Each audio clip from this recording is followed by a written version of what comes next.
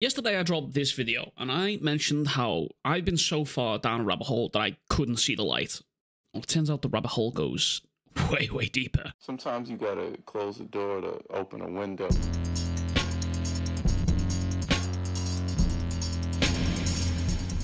As I was editing that video, I was talking about the theory. By the way, if you haven't already, go watch that video. But the summary of that video is basically Jujutsu Kaisen is in a cycle, and Yuji will essentially be the next Sukuna. But the more I think about it, the more I'm convinced, and the more I've backtracked and more read, the more I found more parallels and more evidence pointing to said theory. So I'm here to convince you to join my cult and like and subscribe, and to further convince you that Yuji is actually a direct reincarnation of Sukuna himself. So let's start from the top. Let's start with Kenjaku, because this theory is based on information that we have directly from him. Kenjaku is the father/mother of Yuji Itadori, and this is a fact. It is indisputable. Yuji never knew about his heritage, and Yuji doesn't have any memories of his father or his mother.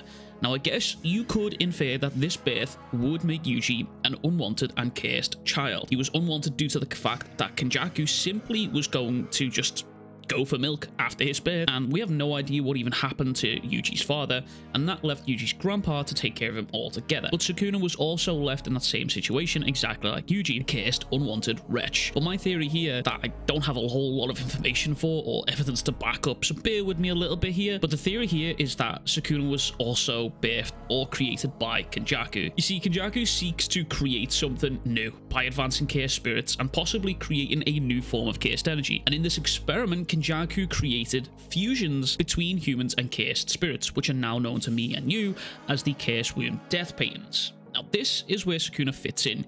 You see, every form of Kenjaku that we have seen has had stitches on the forehead, meaning we have yet to see the original form of Kenjaku. However, we do know that Kenjaku was once known as Noritoshi Kamo, the stain on the Kamo clan. This was the man who experimented on one singular woman, and I say experimented to cover up the horrific acts he did to her in order to create the Curse Womb Death Paintings. And it's my belief that Kenjaku did this in order to try and recreate Sukuna, or possibly even something stronger. And this is why he refers to Choso and the other Curse Womb Death Paintings as disappointments. But when it comes to Yuji, he's excited and expects much from him, and even thanks one of Yuji's friends for actually taking care of his son at one point. And it's also worth noting that all of the Curse Wombs, now Yuji included, all possess some form of blood manipulation, as inherited from Kenjaku and his bloodline, to the point where Kenjaku is even immune to the poisons of Curse blood manipulation. But to add into this, Sukuna has also emulated some blood when fighting Gojo. I also want to add into this, Sukuna stopped healing his heart and didn't bleed out, and it's a well-known fact that anyone who with blood manipulation, as long as they have cursed energy, they won't die from blood loss. But I'd also raise this counterpoint, Sukuna's eyes and the black box. You see, while reading some very early chapters here, I came across this panel. If you don't have an eye that can judge quality, then you can't create something of value with your hand. Now, both Yuji and Sukuna now have the same eyes as of chapter 256, and both Yuji and Sukuna have demonstrated moments where they only need to be shown or told of something just once and then proceed to pull off said maneuver. Yuji's most iconic moment was doing this with the Black Flash, a notoriously difficult thing to have happen for a sorcerer. Even Gojo outright says it's basically just luck, but Yuji has the record for the most in the entire series, and at one point even seemed like he could just do it at will, and is now giving off premonitions of hitting them just before hitting them on a big, strong opponent. Now, Angel also told us how Sukuna was taught by Kenjaku just once how to become a cursed object, and he did so. Gojo used RCT on his brain to restore a cursed technique, and Sukuna was able to do it after the fact. Sukuna was also able to emulate Piercing Blood using Max Elephant's Water against Gojo. And then finally, the two biggest examples of Sukuna doing this.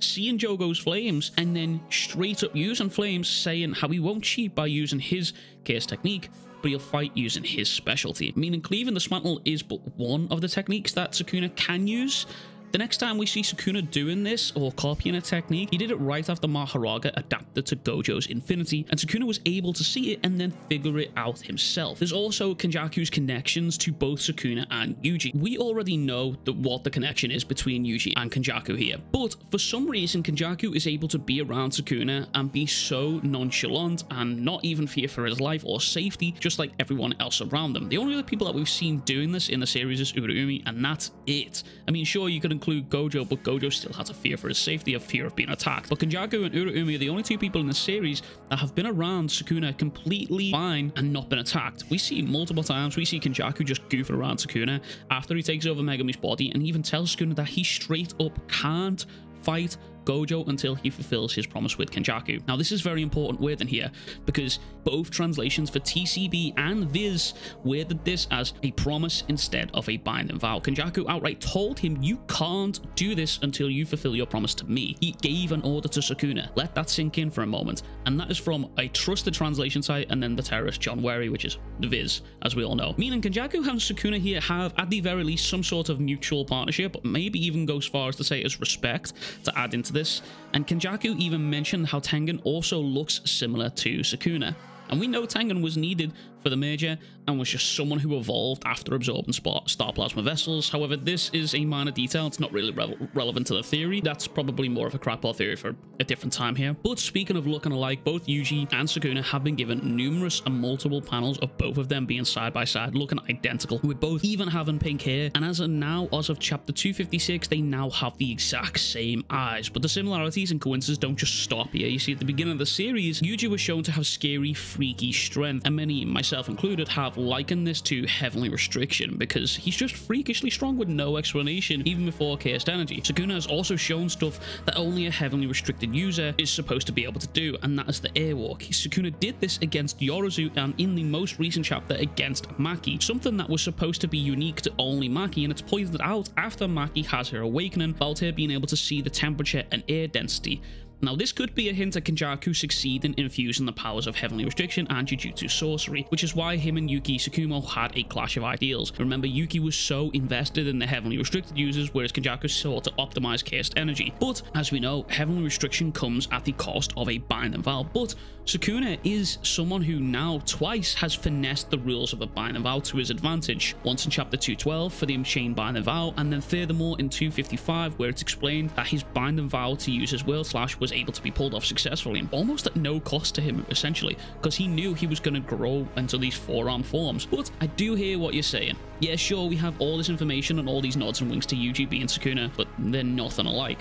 While it might be cliche, I do believe that is what is different within this current cycle of Jujutsu Kaisen. I touched on this briefly in the previous video. Again, if you haven't already, go and watch that video. It'll make a lot of sense. Also, be sure to like and subscribe. I'm trying to make the goal to hit 30k subscribers soon. That'd be pretty cool. But I believe that one of the reasons that Sukuna hates Yuji so goddamn much is because they're the same but also different. They're a paradox. They're the same, two sides to the same coin. Yuji lives to serve as a cog and help people as much as he can, as stated by Yuji, while Sukuna, on the other hand, lives for his own self. His mentality is the 180 degree of Yuji's. And one of the reasons Sukuna hates Yuji so much is because he sees him as weak. But why Sukuna is irked by Yuji, even though he sees him as weak, just like Sukuna, Yuji will never bend or break to anyone. No matter what happens, Yuji always comes back.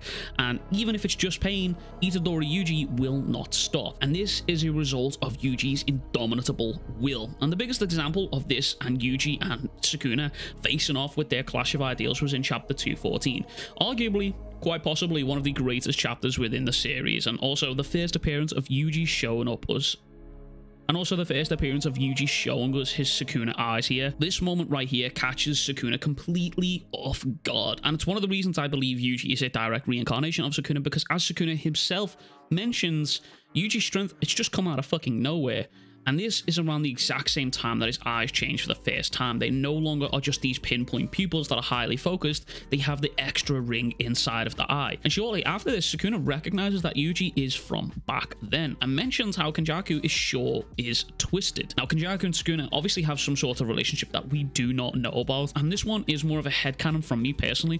But I believe that Kenjaku was the one who taught Sukuna an open domain. And the reason I believe that is because Kenjaku was stated to be the second best barrier user in in the verse right after Tengen, and it was stated by Tengen himself. And we know that Kenjaku has taught Sukuna things in the past, that being how to turn himself into a cursed object, which I would assume is relatively difficult because no one else in the series has been able to do it. And speaking of cursed objects, Sukuna was able to turn himself into one and split his soul into 20 fingers from each of his forearms here, and after this he was able to condense 15 fingers worth of his power into one finger again and force feed it to Megami. And shortly after this we are told that Yuji is also now just like a cursed object that has been steeped in Sukuna's cursed energy, drawing even more similarities and comparisons between the two. But the reveal of Yuji Itadori's origins will simply be generational. Anyway, thank you for listening to this part 2 crackpot theory. Again, as I told you, I've been down the fucking rabbit hole. Also, thank you all for the well wishes on the imminent arrival of Baby Weeb. I'm very, very excited for the next chapter. It's very, very, very exciting for me. Anyway, let me know what you thought of the theory in the comments down below, and as always, I will catch you guys all in the next one. Much fucking love, big fucking kisses, peace.